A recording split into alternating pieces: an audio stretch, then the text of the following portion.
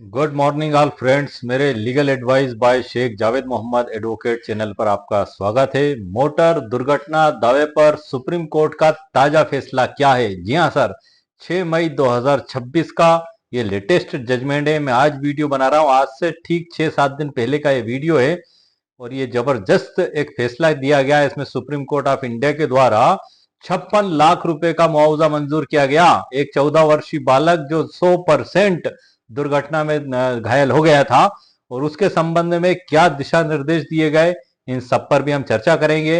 हंसराज विरुद्ध मुकेश नाथ, 6 मई 2026 का ये सुप्रीम कोर्ट ऑफ इंडिया का जजमेंट है। मोटरयान अधिनियम 1988 की धारा 166 के तहत ये क्लेम याचिका पेश की गई। 22,45,000 के समथिंग उन्होंने क्लेम की मांग की थी ट्रिब्यूनल कोर्ट में, प्राथमिक ट्रायल कोर्ट में। वहां पर 7 लाख और कुछ हजार के समथिंग उनका क्लेम राशि मंजूर की गई।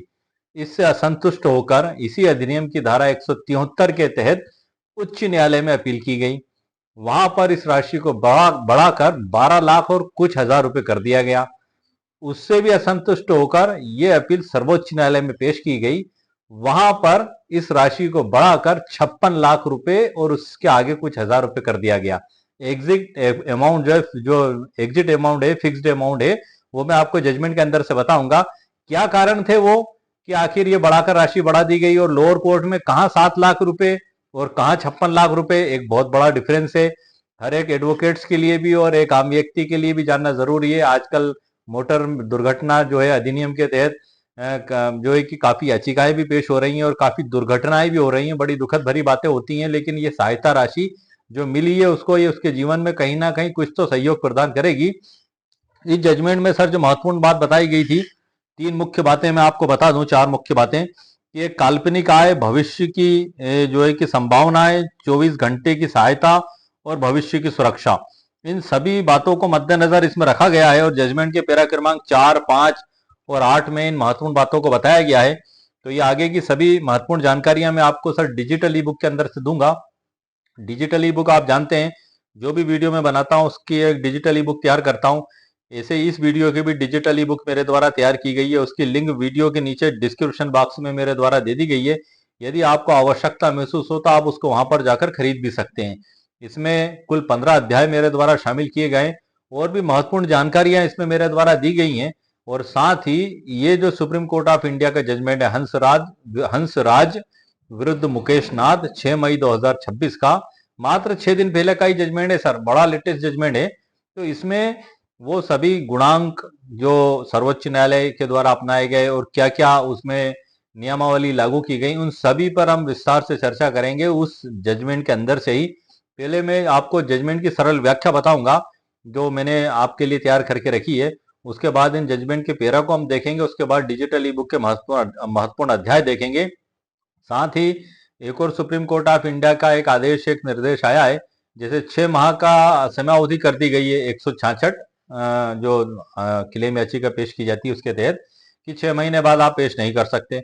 लेकिन सुप्रीम कोर्ट ऑफ इंडिया के ऐसे भी निर्देश आए हैं कुछ मामले में कि 6 महीने बाद भी आप पेश कर सकते हैं, उसको लेने से इनकार नहीं कर सकते। जज साहब, आप लिमिटेशन एक्ट 1963 की धारा 5 के तहत आप आवेदन लगाकर पेश कर सकते हैं और वो उसमें आगे के दिशा निर्देश आना अभी बाकी है सुप्रीम कोर्ट की ओर से। लेकिन यहाँ पर अभी इतना जरूर आ चुका है। तो वो धारा 5 का आवेदन की ड्राफ्ट भी मैंने सर इस डिजिटल ई बुक के अंदर आप लोगों के लिए तैयार करके रखी है और भी महत्वपूर्ण जानकारियां मैंने इसके अंदर से आप लोगों के लिए तैयार करके रखी है। अब आगे की जानकारी मैं आपको उसी के अंदर से देता हूँ। आइए सर, लेट्स गो।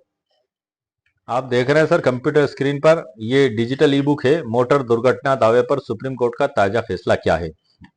इसमें अध्याय है सर, ये विषय सूची दे रखी है, इसमें तकरीबन 15 अध्याय हैं और डिस्क्लेमर भी है, प्रस्तावना भी है। और यहाँ से हम मुख्य शीर्षक पे आते हैं कि फैसले के जो मुख्य बिंदु हैं, पहले हम उन पे हम चर्चा कर लेते हैं। पहले मैं सर आपको इसकी व्याख्या बता देता हूँ। सर ये पूरा जजमेंट है जो मैंने आप लोगों के लिए तैयार करके रखा है। इसमें इसकी सरल व्याख्या मैं आपको बता दूं, घटना से आपको परिचित करा दूं। शॉर्ट में मैं आपको बता देता हूँ सर इसमें मुख्य बातें। जो हादसा हुआ, एक हादसा ही है सर, क्योंकि हादसा जिंदगी का एक पन्ना हो सकता है, पूरी किताब नहीं। उठिए, लड़िए और अपना हक पाइए, कानून आपके साथ है। जैसे कि आप देख रहे हैं सुप्रीम कोर्ट ऑफ इंडिया का जजमेंट, ये कहीं ना कहीं साथ ही तो है सर। अगर ये 56 लाख तक आदेश ना होता तो वो तो बेचारा 100% ही विकलांग हो चुका होता।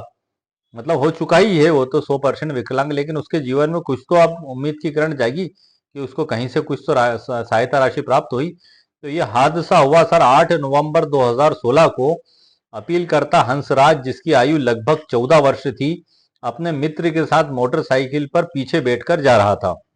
दुर्घटना जो हुई, एक ट्रैक्टर ट्राली के पिछले हिस्से से मोटरसाइकिल टकरा गई, जो ट्रैक्टर ट्राली का पिछला हिस्सा रहता है, जिससे अपीलकर्ता को गर्दन, सिर और रीढ़ की हड्डी में गंभीर चोटें आई और हड्डियां टूट गईं। परिणाम क्या हुआ, 203 दिन तक अस्पताल में भर्ती रहा। इस दुर्घटना के कारण वह 100% स्थायी रूप से विकलांग हो गया। ये तो सर शॉर्ट में घटना हो गई। अब विभिन्न न्यायालयों ने, जो ट्रायल कोर्ट होता है, एमएसटी कोर्ट जिसको हम कहते हैं, साक्ष्यों का मूल्यांकन करने के बाद मुआवजे का आदेश 7,76,543 रुपए किया। राजस्थान उच्च न्यायालय ने अपील को आंशिक रूप से स्वीकार किया और मुआवजे में वृद्धि की, 12,17,543 रुपए इसको कर दिया गया। सर्वोच्च न्यायालय में जब मामला पहुंचा तो उच्च न्यायालय के निर्णय को संशोधित करते हुए पर्याप्त वृद्धि की और 56,83,663 रुपए का आंकड़ा सर इसमें क्षतिपूर्ति का दिया गया। इसमें जो सिद्धांत प्रतिपादित किया गया सुप्रीम कोर्ट के द्वारा, तो सुप्रीम कोर्ट ने इसमें जो है कि 4 सिद्धांत जो मैंने आपको बताए थे, काल्पनिक आय, भविष्य की संभावनाएं, 24 घंटे की सहायता और भविष्य की सुरक्षा, इन महत्वपूर्ण मुद्दों को इसमें जो है कि शामिल किया गया। तो जो काल्पनिक आय का जो निर्धारण किया गया, हम उसको समझ लेते हैं। कोर्ट ने सिद्धांत दिया कि 14 वर्षीय बच्चे के मामले में काल्पनिक आय का निर्धारण मनमाने ढंग से नहीं, बल्कि दुर्घटना के समय राज्य, मतलब वो राजस्थान राज्य था, तो में एक कुशल कामगार के लिए देय न्यूनतम मजदूरी के आधार पर होना चाहिए। ये उन्होंने इसमें डिसाइड किया। भविष्य की संभावनाएं, आय की गणना करते समय 40% भविष्य की संभावनाओं को जोड़ा जाना अनिवार्य है। एक सरला विरुद्ध नेशनल इंश्योरेंस कंपनी का भी जजमेंट है, वो पूरा मैंने सर तैयार करके रखा है, और एक प्रणय सेठी का भी है, जिनको अक्सर सभी जजमेंटों में उनका हवाला भी दिया जाता है, और उसमें क्या मल्टीप्लायर का सिद्धांत लागू होगा, क्या गुणांक पद्धति अपनाई जाएगी, क्या उसकी संभावना में वृद्धि की जाएगी, इस पर मैं नेक्स्ट वीडियो लेकर आऊंगा। अभी हम इसी जजमेंट पर चर्चा कर लेते हैं। तो भविष्य में 40% भविष्य की संभावनाओं को इसमें जोड़ा माना गया। और 24 घंटे सहायता, कोर्ट ने काजल बनाम जगदीश चंद मामले का हवाला देते हुए सिद्धांत दिया कि 100% विकलांग व्यक्ति को जीवन भर 2 परिचारकों की आवश्यकता होती है। इसके लिए अर्ध कुशल श्रमिक की मजदूरी को आधार माना गया। चौथा है इसमें भविष्य की सुरक्षा। कोर्ट ने व्यवस्था दी कि परिचारक शुल्क की राशि का 75% हिस्सा फिक्स्ड डिपॉजिट में रखा जाए, ताकि पीड़ित के भविष्य की देखभाल सुनिश्चित हो सके। और निष्कर्ष जो दिया, सुप्रीम कोर्ट ने निष्कर्ष निकाला कि निचली अदालतों द्वारा दिया गया मुआवजा चोटों के जीवन भर रहने वाले प्रभाव को देखते हुए बहुत कम था। कोर्ट ने 56,83,663 की कुल राशि को न्यायोचित माना, जिस पर दावा याचिका दायर करने की तिथि से 6% प्रति वर्ष की दर से ब्याजवी देय होगा। अदालत ने स्पष्ट किया कि मोटर वाहन अधिनियम के तहत उचित मुआवजा देना न्यायालय का संवैधानिक दायित्व है, विशेषकर उन मामलों में जहां जीवन की बुनियादी सुख सुविधाओं का पूर्णतः नुकसान होता है। तो ये आपको सर मैंने इसके मुख्य टॉपिक बताए, और इसी से रिलेटेड जो ऊपर मैंने कुछ महत्वपूर्ण जानकारियां लिखी हैं उसके बारे में भी मैं आपको जानकारी दे देता हूं। उसके बाद में फिर जजमेंट के ट्रांसलेशन पे आऊंगा सर। ये हम आ चुके हैं इस पे फैसले के जो मुख्य बिंदु हैं। नंबर 1 हम देख लेते हैं। इस फैसले ने न केवल मुआवजे की राशि को बढ़ाया, बल्कि गणना के कैलकुलेशन के सिद्धांत में भी बड़े बदलाव इसमें किए गए। नंबर 1, 100% विकलांगता का मतलब आर्थिक मृत्यु नहीं है। नंबर 1 तो इसमें बताया। सुप्रीम कोर्ट ने माना कि यदि कोई व्यक्ति दुर्घटना में 100% विकलांग हो जाता है, तो वह केवल शरीर से अक्षम नहीं होता, बल्कि उसका पूरा जीवन और भविष्य अंधकारमय हो जाता है। कोर्ट ने इस मामले में 7.76 लाख के मामूली मुआवजे को बढ़ाकर सीधे 56,83,000 कर दिया, 56.83 लाख कर दिया। अब काल्पनिक आय, इसमें जो दूसरा मुद्दा है कि काल्पनिक आय का नया मापदंड है। न्यायालय ने स्पष्ट किया कि यदि पीड़ित एक बच्चा है, जैसे कि ये 14 वर्षीय है, या उसकी कोई निश्चित आय नहीं है, तो भी उसकी आय को कम नहीं आंका जा सकता। कोर्ट ने 2016 की स्थिति के अनुसार राजस्थान के कुशल श्रमिक स्किल्ड वर्कर की न्यूनतम मजदूरी 5,800 रुपए को आधार माना और उस पर 40% भविष्य की संभावनाओं को जोड़कर मुआवजे की गणना की। तीसरा है परिचारक शुल्क, जो मैंने अभी आपको बताया था।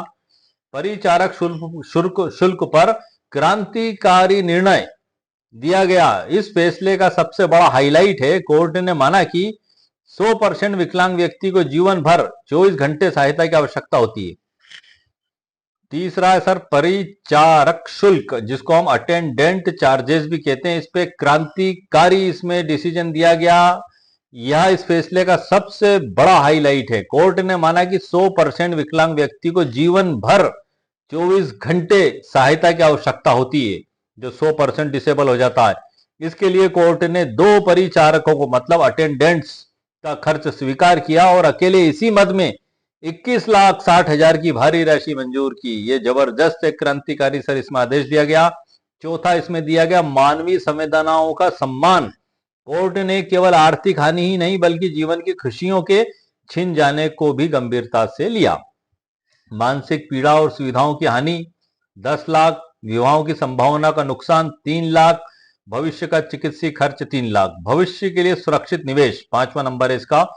न्यायालय ने आदेश दिया कि परिचारक शुल्क की 75% राशि को सावधि जमा एफडी में रखा जाए ताकि पीड़ित को जीवन भर 1.5 लाख रुपए मिलते रहें और शेष राशि पर ब्याज जिसे उसका भविष्य सुरक्षित रहे।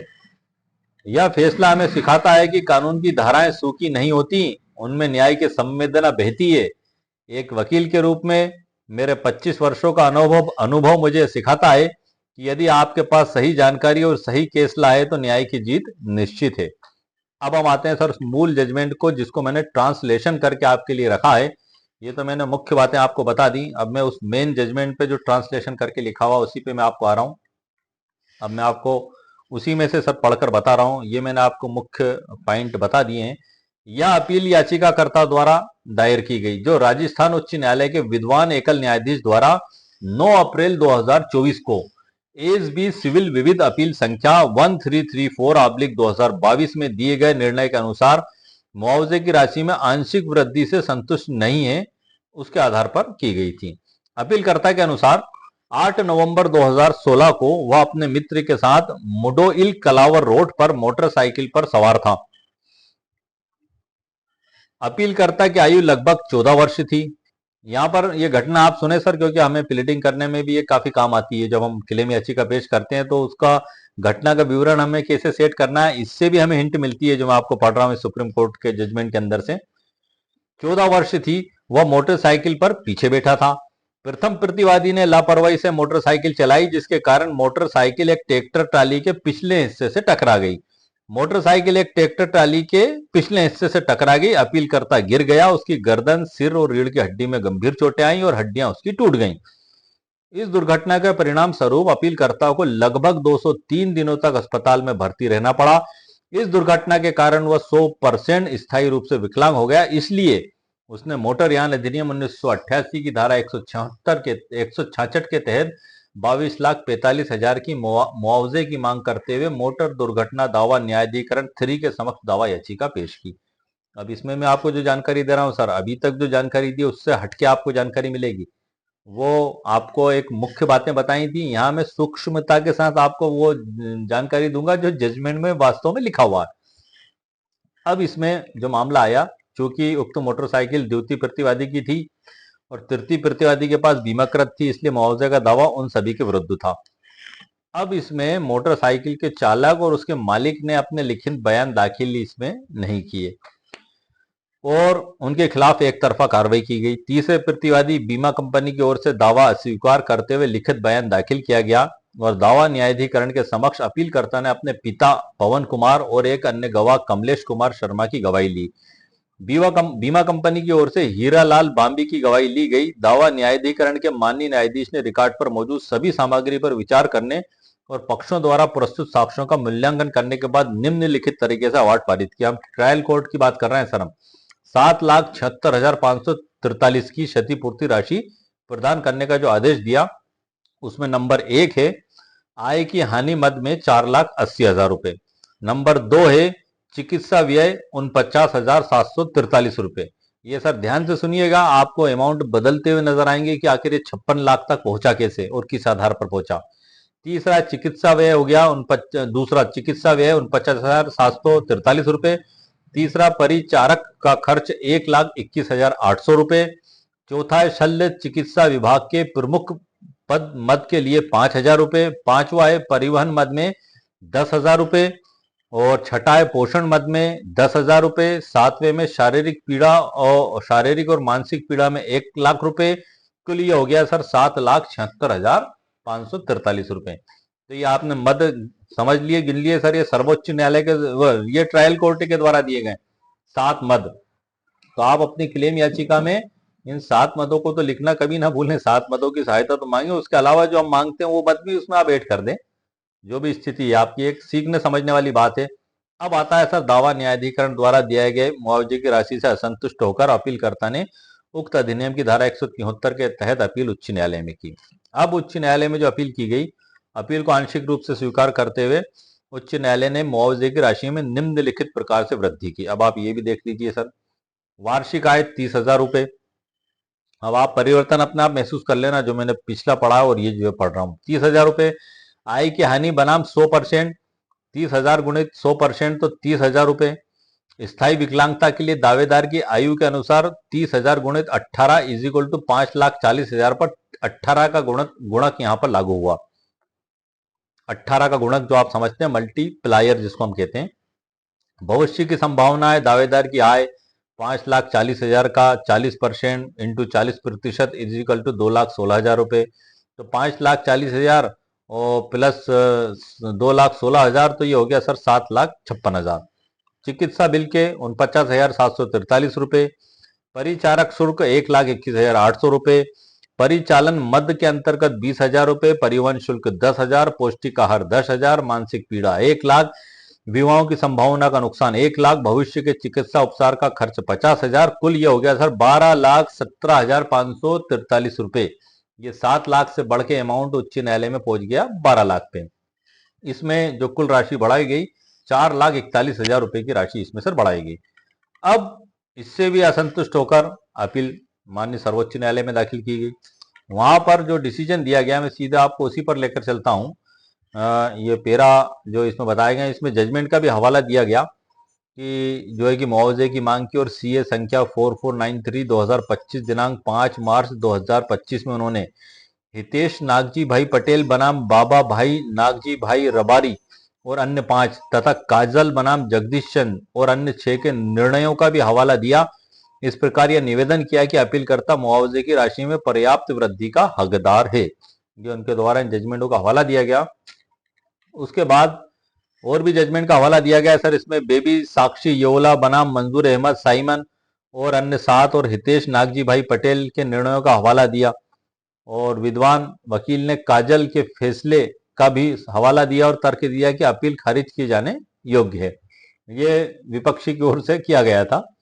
अब पैरा क्रमांक 8 में पक्षकारों के विद्वान अधिवक्ताओं की दलील सुनने और अभिलेख पर मौजूद जो सामग्री है उसका अध्ययन करने के बाद हम इस निष्कर्ष पर पहुंचे हैं, हम मतलब सुप्रीम कोर्ट, कि उच्च न्यायालय द्वारा दी गई मुआवजे की राशि में वृद्धि की आवश्यकता है। दुर्घटना के समय अपीलकर्ता की आयु 14 वर्ष थी। परिणाम स्वरूप वह 100% स्थायी रूप से विकलांग हो गया है। उच्च न्यायालय ने काल्पनिक वार्षिक आय 30,000 रुपए मानी है, यह राशि कम है। यह अंतर आप देख लीजिएगा सर। यहाँ पर काल्पनिक आय का निर्धारण 2016 में राजस्थान राज्य में कुशल कामगार के स्वीकार्य न्यूनतम मजदूरी के आधार पर किया जाना चाहिए। जैसा कि न्यूनतम मजदूरी में 5,746 रुपए प्रति माह थी। मासिक काल्पनिक आय 5,800 रुपए मानकर वार्षिक आय 69,600 रुपए होगी, ये उन्होंने माना। और यहाँ पर जो उच्च न्यायालय ने 30,000 माना था, इन्होंने 69,600 रुपए उसको माना काल्पनिक वार्षिक आय। भविष्य की संभावनाओं को 40% मानकर वार्षिक आय 97,440 रुपए हो गई सर। इसमें अपीलकर्ता की आयु के आधार पर 18 का गुणक सही ढंग से लागू किया गया। इस आधार पर आय की हानि 17,53,920 रुपए होगी। तो ये तो आय की हानि के रूप में मान लिया गया। इसी प्रकार परिचारक शुल्क, ये बड़ा महत्वपूर्ण पॉइंट है सर, ये बड़ा जबरदस्त पॉइंट है, बड़ा ध्यान से सुनिएगा आप। इसमें ही बड़ा क्रांतिकारी चेंज हुआ है कि परिचालक शुल्क मद में अंतर्गत उच्च न्यायालय ने 1,21,000 रुपए, 1,21,800 रुपए की राशि प्रदान की। यह राशि भी कम है। जैसा कि न्यायालय ने काजल उपरोक्त मामले में कहा है, इस संबंध में स्वीकार्य न्यूनतम मजदूरी को ध्यान में रखना होगा। अर्ध कुशल श्रमिक की मासिक मजदूरी 5,000 को परिचारक के 1 माह के शुल्क के रूप में ध्यान में रखा गया। अपीलकर्ता स्थायी रूप से विकलांग है, इसलिए उसे 24 घंटे 2 परिचारकों की सहायता की आवश्यकता होगी। परिचारक मतलब अटेंडेंटर, मतलब उसकी देखभाल करने वाले। परिचालक मतलब जो 24 घंटे उसके, अब 100% है ना, हिल डुल सकता है, चल फिर सकता है, तो 2 लोग तो 24 घंटे चाहिए। तो इसको मेन उसमें फोकस किया गया कि 18 के गुणक को लागू करने पर यह राशि 21,60,000 रुपए हो जाती है सर। क्योंकि अपीलकर्ता को जीवन भर 2 परिचारकों की सेवाओं की आवश्यकता होगी, इसलिए इस मद के अंतर्गत स्वीकार्य राशि का एक हिस्सा सावधि जमा में निवेश करना होगा, ताकि निवेशित राशि पर ब्याज प्राप्त हो सके और भविष्य में इसका उपयोग किया जा सके। इस निवेश में परिचारकों को भुगतान की जाने वाली किसी भी अतिरिक्त राशि को ध्यान में रखा जाएगा। दैट्स ऑल सर, ये जबरदस्त फैसला इसमें दिया गया। और आगे का अंतिम जो मैं फिर आपको और पढ़ के बता देता हूं। इस प्रकार अब देय मुआवजे की कुल राशि 56,83,663 रुपए होगी। मुआवजे की इस राशि पर दावा याचिका दाखिल करने की तिथि से लेकर वास्तविक भुगतान तक 6% की दर से ब्याज लगेगा। यह कहना आवश्यक नहीं है कि मुआवजे की राशि पर पहले से दिए गए ब्याज को भी संदर्भ में ध्यान रखा जाना चाहिए। तदनुसार अपीलकर्ता को देय मुआवजा निम्नानुसार है, ये उसमें निम्नानुसार दिया गया। प्रमुख मुआवजा जो मैंने आपको अभी बताया था, काल्पनिक आय 5,746, प्रतिमाह इसे 5,800 रुपए तक पूर्णांकित किया गया।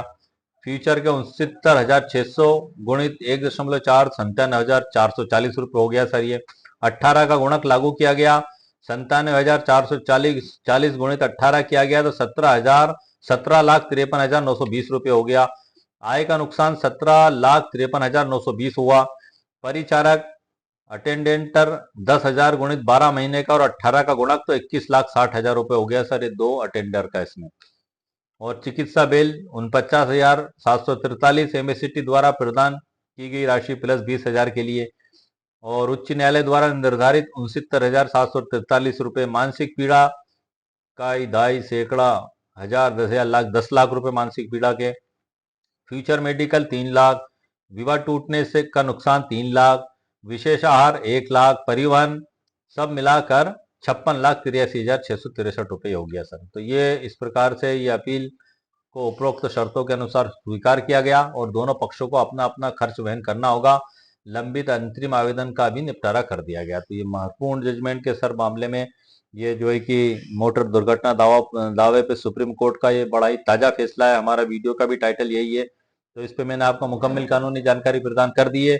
अभी डिजिटल ई बुक में इसी से संबंधित जो अतिरिक्त जानकारियां मैं आपको वो भी बता देता हूँ। ये सरल व्याख्या है जो मैं आपको वीडियो के प्रारंभ में बता चुका हूँ। मैं स्क्रॉल करके ले जा रहा हूँ। यहाँ से हम आते हैं सर अध्याय नंबर 3 पे आ गए ये हम। ये अध्याय नंबर 2 है और ये हो गया सर हमारा अध्याय नंबर 1। मैं शार्ट में आपको मुख्य मुख्य बातें इसमें बता देता हूँ और आपको ये पता भी लग जाएगा कि आखिर डिजिटल ई बुक में क्या लिखा हुआ है। मेरा बताने का भी मकसद यही है कि एक तो आपको नॉलेज भी बढ़ जाए और ये भी पता लग जाए कि इस डिजिटल ई बुक में क्या है, ताकि इसको देखने, सुनने और समझने के बाद यदि आपको ऐसा लगता है कि आपके लिए उपयोगी है तभी आप इसको परचेस करें।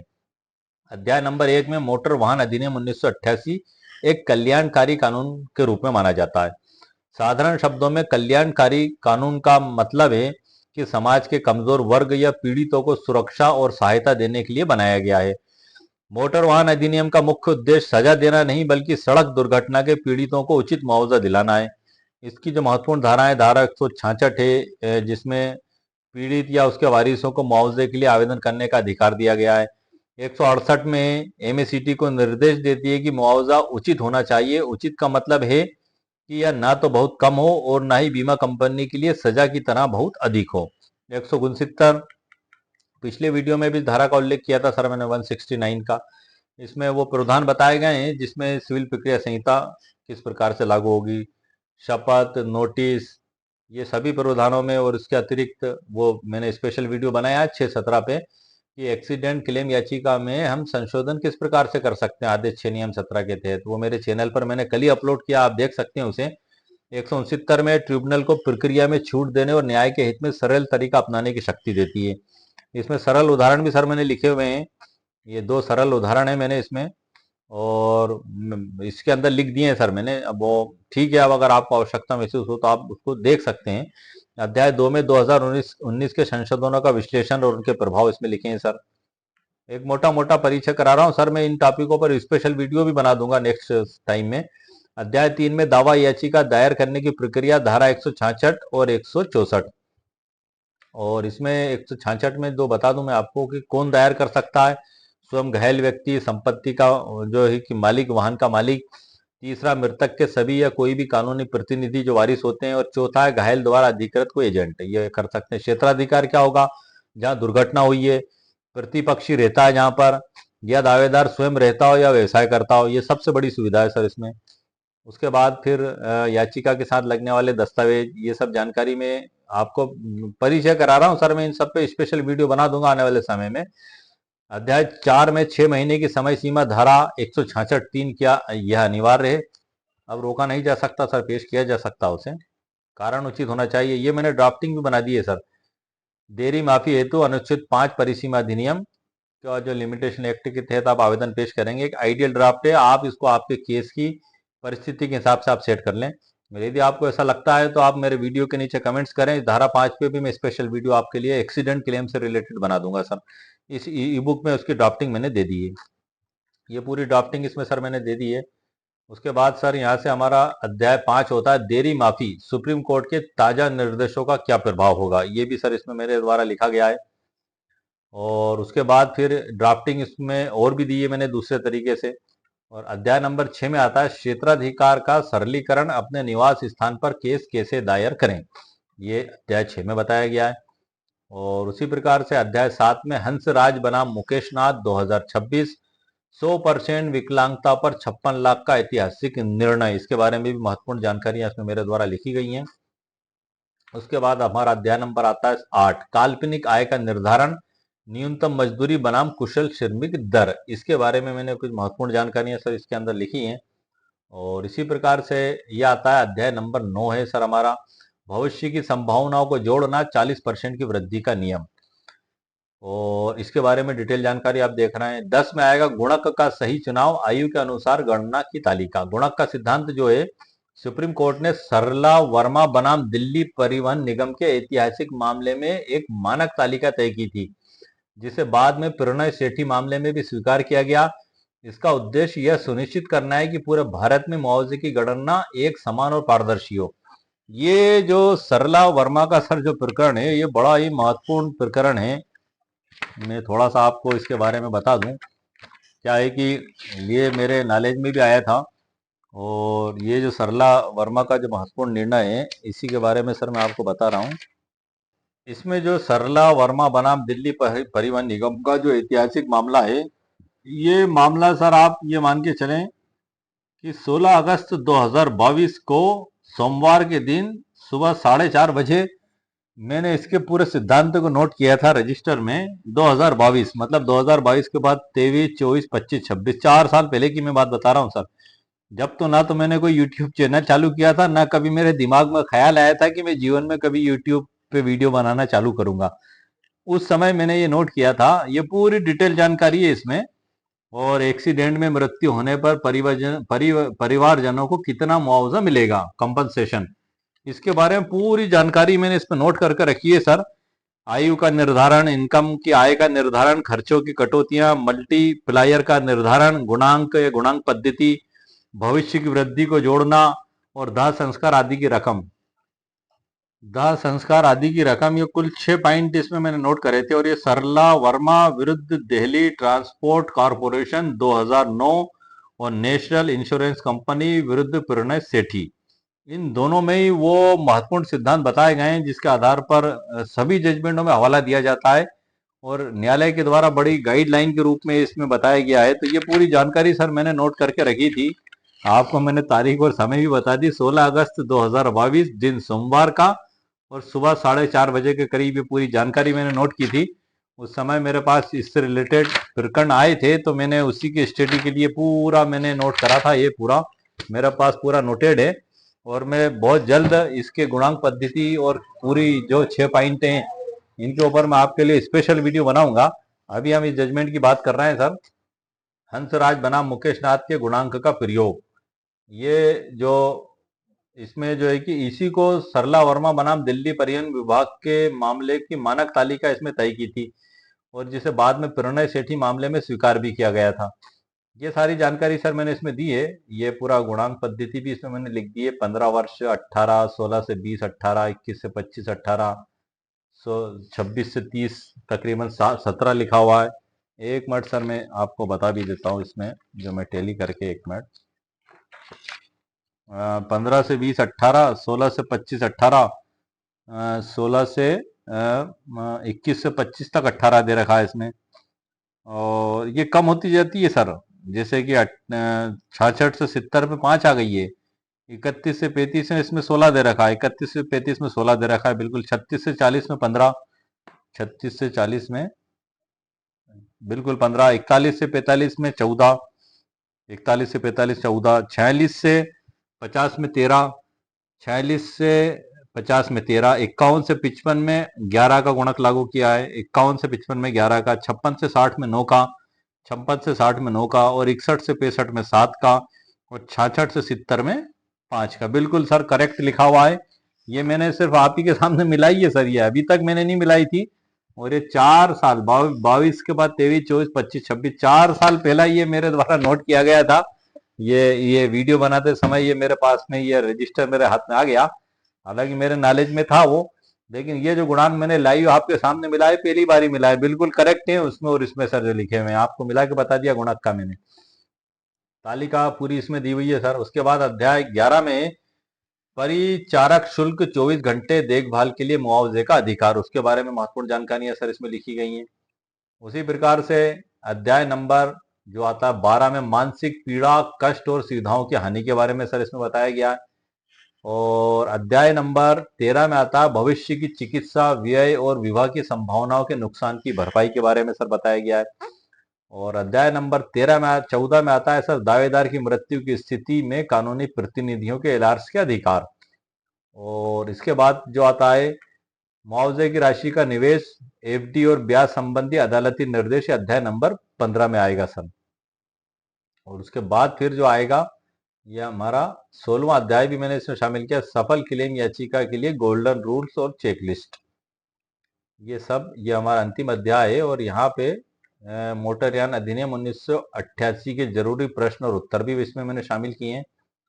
और उसके बाद सर फिर यहाँ से हमारा समापन आ जाएगा। ये क्यूआर कोड भी मैंने दे दिया है। क्यूआर कोड देने का मतलब ये है कि यदि किसी के द्वारा डिजिटली बुक खरीदी जाती है और वो मेरा वीडियो पर जाकर चैनल देखना चाहता है, तो या तो गूगल पर बोल दे वो स्पीकर पर legal advice by Sheikh Javed, तो मेरा चैनल आ जाएगा। या इस पे क्यूआर कोड पे आप स्कैन करेंगे तो भी मेरा चैनल खुल जाएगा। तो आप इस चैनल पे जाकर इस वीडियो को भी देख सकते हैं जो मैं आपके लिए बना रहा हूँ, ये वाला, और अन्य वीडियो भी वहाँ उपलब्ध हैं। उसके बाद लीगल डिस्क्लेमर है। ये पूरी डिजिटल ई बुक की जानकारी है सर जो मैंने आपको दे दी। और इसमें समथिंग 102 के समथिंग इसमें प्रश्न हैं, लेकिन जब इसका पीडीएफ बनता है तो कुछ प्रश्न इसमें कम हो जाते हैं। डिस्क्लेमर लिख दिए सर, कोई भी कानूनी कार्रवाई करने से पहले आपके वकील साहब से सलाह मशवरा आप करें। आपके द्वारा उठाए गए किसी भी प्रकार के मनमाने कदम के लिए ना तो मैं, ना मेरा चैनल, ना मेरी डिजिटल ई बुक जिम्मेदार है। ये डिस्क्लेमर डिजिटल ई बुक में पहले ही लिख दी है। ये एक डिजिटल ई बुक है, एक नोट्स है, एक पीडीएफ है। इसको आप कोर्ट कचहरी में पेश नहीं कर सकते। इसके अंदर जो लिखा हुआ है उसको आप आपके वकील साहब से कंसल्ट करने के बाद कोर्ट में पेश कर सकते हैं। जैसे कि ये जजमेंट मैंने आपको बताया हंसराज विरुद्ध नाथ 6 मई 2025 का, मुकेश नाथ, तो इसको आप ओरिजिनल बुक में से निकालकर पेश कर सकते हैं। ये आपको एक दिशा निर्देश, एक सामान्य शैक्षणिक जागृति के उद्देश्य से वीडियो मेरे द्वारा बनाया गया है। ये किसी के लिए भी व्यक्तिगत सलाह नहीं है सर। और ये डिजिटल ई बुक भी एक अंधेरे से उजाले की ओर ले जाने का मेरा प्रयास है कि यदि आपके जीवन में भी आप परेशान हैं, ऊपर वाला ना करे किसी के साथ भी जीवन में दुर्घटना हो, सभी को मालिक स्वस्थ रखे, लंबी आयु दे, लेकिन फिर भी हमारे जीवन में दुर्घटनाएं हो जाती हैं तो एक बड़ा दुखद क्षण होता है, बड़ा दुखद हालात होते हैं। तब उस हालात में हम क्या क्या कर सकते हैं। तो एक 56 लाख रुपए तक का जो मुआवजा दिया गया, एक बड़ी सहायता राशि उस पीड़ित बच्चे को दी गई जो 14 वर्ष का था, 100% जो डिसेबल हो गया था। तो ऐसी स्थिति में हम क्या क्या कानूनी कार्रवाई कर सकते हैं यदि हम आपके सामने भी इस प्रकार का कोई क्लेम है? तो इसमें सर सबसे बड़ी बात है कि हमें सीखने को क्या मिली, लगातार कोशिश करना। आपने देखा ट्रायल कोर्ट में 7 लाख, हाई कोर्ट में गए तो 12 लाख और सुप्रीम कोर्ट में गए तो 56 लाख। तो वकालत की दुनिया में सर यदि आप एक जगह हिम्मत हार कर बैठ गए तो आपको जरूरी नहीं है कि आपको जस्टिस आगे मिले।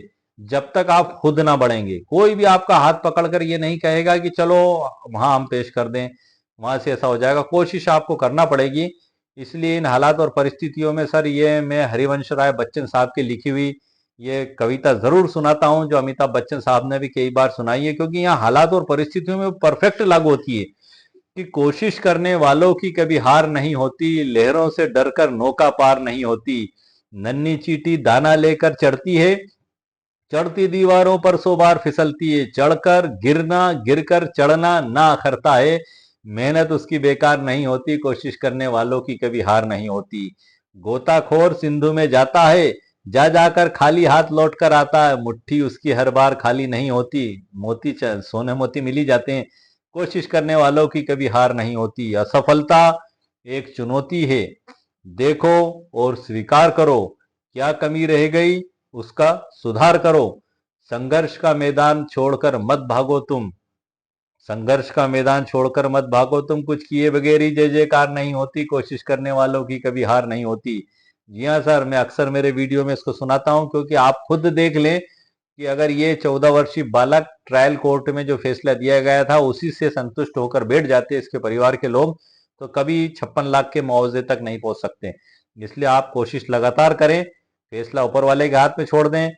और दान पुण्य आप समझते होंगे सर, दान और पुण्य। पुण्य, दान मतलब उसको उर्दू में सदका भी कहते हैं। और हर धर्म हर मजहब में बताया गया है कि दान देने से विपत्तियां टल जाती हैं। दान अगर आप देते हैं, भले 1 रुपए का दान सिर्फ पैसा ही नहीं होता है सर।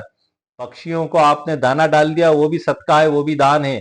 और पानी डाल दिया पक्षियों को, वो भी सदका और दान है। मवेशियों के लिए आपने पानी रख दिया ऐसी भीषण गर्मी में, वो भी सदका और दान है। इन सब की दुआएं उस ऊपर वाले के पास पहुंचती हैं और कहीं ना कहीं हमें वो विपत्तियों से बचा लेता है, दुर्घटनाओं से बचा लेता है। तो एकमात्र ये तरीका हम सब लोगों के पास मौजूद है कि हम ज्यादा से ज्यादा भलाई का कार्य करें, लोगों को फायदा पहुंचाने का कार्य करें। उससे आपको वो भले कुछ भी ना कहें, लेकिन उनके दिल से दुआ निकलती है। वो दुआ जब ऊपर वाले के पास पहुंचती है तो आपके मुकद्दर में तब्दीली आने लगती है, आपकी विपत्तियां टलने लगती हैं, हादसों से आप बच जाते हैं। तो इसका सबसे बेहतरीन उपाय यही है सर, दान करना, सदका करना एक एक सबसे बेहतरीन रास्ता है। तो आज के वीडियो में सर मैंने आपको मुकम्मल कानूनी जानकारी प्रदान कर दी है, और उम्मीद है आपको मेरा वीडियो पसंद आया होगा। मेरे वीडियो को आप लाइक भी करें, शेयर भी करें और सब्सक्राइब भी करें। ओके, शुक्रिया, थैंक यू सर।